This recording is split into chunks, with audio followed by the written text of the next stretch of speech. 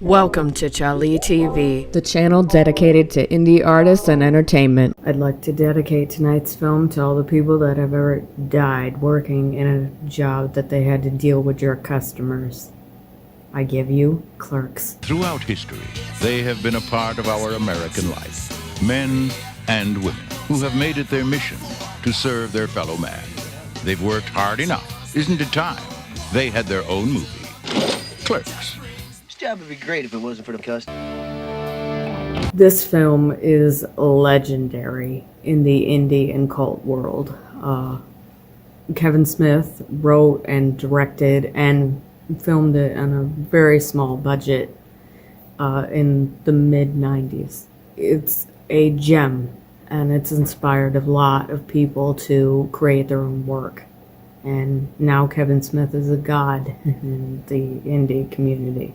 This is both an actual indie in every sense of the word, and it's also a cult. It's also a cult film as well. It also got a massive cult following. Whenever anybody mentions this film, the mainstream knows what you're talking about. Even that's how famous it is now. Hear from the boss tomorrow. Oh, would you loosen up?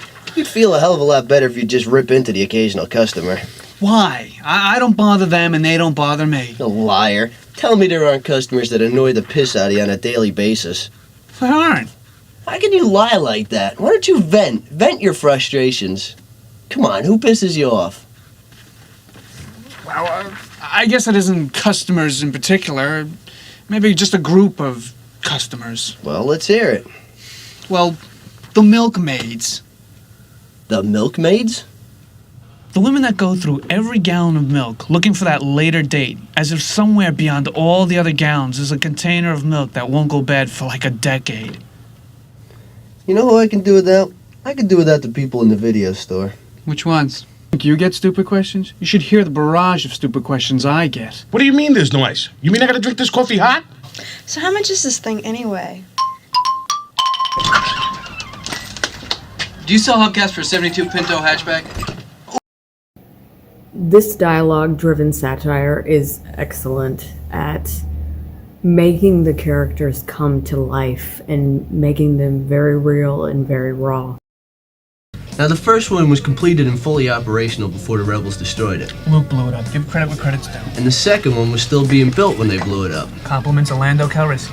Something just never sat right with me that second time around. I could never put my finger on it, but something just wasn't right. And you figured it out. The first Death Star was manned by the Imperial Army. The only people on board were stormtroopers, dignitaries, Imperials. Basically. So when they blew it up, no problem. Evil's punished. And the second time around? The second time around, it wasn't even done being built yet. It was still under construction. So a construction job of that magnitude would require a hell of a lot more manpower than the Imperial Army had to offer. I bet they brought independent contractors in on that thing. Plumbers, aluminum siders, roofers. Not just Imperials, is that what you're getting at? Exactly. In order to get it built quickly and quietly, they'd hire anybody that can do the job. Think the average stormtrooper knows how to install a toilet main? All they know is killing in white uniforms. Alright, so they bring in independent contractors. Why are you so upset at its destruction? All those innocent contractors brought in to do the job were killed. Casualties of a war they had nothing to do with. All the dialogue is banter, jokes, and discussions. It's very quick, and it's very, just off the cuff, This film is so Gen X with the discussions that they're talking about and the way they're behaving and all that stuff. And you can feel the struggle of these young adults and what they're dealing with. Just never being encouraged to do anything with their life. You don't know what you want, but I'm not going to sit here holding your hand anymore until you figure it out. I've tried with you, Dante. I've encouraged you to get out of this fucking dump and go back to school, to take charge of your life and find direction. I even transferred, so maybe you'd be more inclined to go back to college if I was with you. Everyone said it was a stupid move, but I didn't care because I loved you and wanted to see you pull yourself out of this senseless funk that you've been... Each of these characters are at different points in their lives and what they're going through. Dante and Randall are best friends. Dante is the one working at the convenience store, and Randall is the one working at the video store. Dante is the guy who complains about their life, about their circumstances, how they don't have to be there, they don't believe this, why is this happening to me? You just want to choke this character. Oh my god. If you... Some of us have worked with this character, and it's no fun. This life? This life? Why do I have this life? Have some chips, you'll feel better. I'm stuck in this pit, working for less than slave wages, working on my day off. The goddamn steel shutters are closed. I deal with every backward-ass fuck on the planet. Responsibility. Alright, if you hate this job and the people and the fact that you have to come in on your day off, then why don't you quit? Oh, like it's that easy. It is, you just up and quit. There's other jobs. They pay better money. You're bound to be qualified for at least one of them. So what's stopping you? Leave me alone. Oh, you're comfortable, right? This is a life of convenience for you, and any attempt to change it would shatter the pathetic microcosm you've fashioned for yourself. And then there's Randall. Randall is the smartass who doesn't really care that he has this job. He gets a kick out of making the customers' lives absolutely miserable. What? Are either one of these any good? I don't watch movies. Well, have you heard anything about either one of them? I find it's best to stay out of other people's affairs. You mean you haven't heard anybody say anything about either one of these? Nope.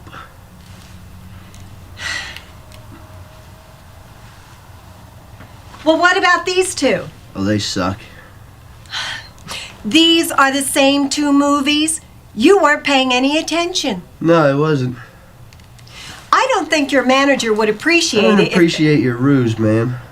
I beg your pardon? Your ruse, your cunning attempt to trick me. I was only pointing out that you weren't paying any attention to what I was saying. And I hope it feels good. You hope what feels good? I hope it feels so good to be right. There's nothing more exhilarating than pointing out the shortcomings of others, is there? Well, this is the last time I rent here. You'll be missed. Screw you! Hey! Then there's the two dudes outside of the stores. They're the, you know, the guys observing people and dealing. Jay is the extroverted, perverted dude who has a lot of banter and offensive jokes and random observations. This beautifully contrasts with his best friend, Silent Bob, who is very introverted, very observant, and almost has no dialogue in the film whatsoever. But when he does say something, it's very profound. 79. Hey, the good man. Yeah, you close soon? In half an hour. And what, you gonna dump her for that can chick? Maybe. I don't know, dude, that can chick's nice, but I see that Veronica girl doing shit for you all the time. I saw her rubbing your back, fucking come brings your food. Then I see her change your tire once. Hey, you know, I jacked up the car. All she did was unloosen the nuts and put the tire on. I don't know, she does a lot for you.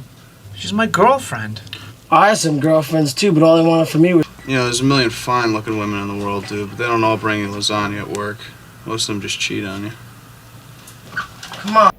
So Dante is put in these very chaotic, very absurd throughout the film that shows that he needs to make a choice about what's going on in his life and the direction that it's going, instead of letting things just happen to him. You argue with the customers, then I have to patch everything up. You get us thrown out of a funeral by violating a corpse, and then to top it all off, you ruin my relationship. I mean, what's your encore? Do you, like, anally rape my mother while pouring sugar in my gas tank? You know what the real tragedy about all this is? I'm not even supposed to be here today! Oh, somebody blame yourself. I'm not even supposed to be here today. You sound... This was very witty and a very raw film that was not just about the characters, but how they feel about the job in this period of their lives and what they're going through. customer service job, or any customer, service job that you're talking about. It doesn't have to be a quick stop. It can consume your soul if you let it. It's easy to blame our circumstances, the customers. It's easy to be Dante. But at the end of the day, if you don't take control of your life and, find out exactly what it is that you want and do what you gotta do to get it, and this type of job will be your destiny, and you'll become Randall. I want to thank you so much for watching. Make sure to like, share, comment, and subscribe for more indie entertainment. Have a great night.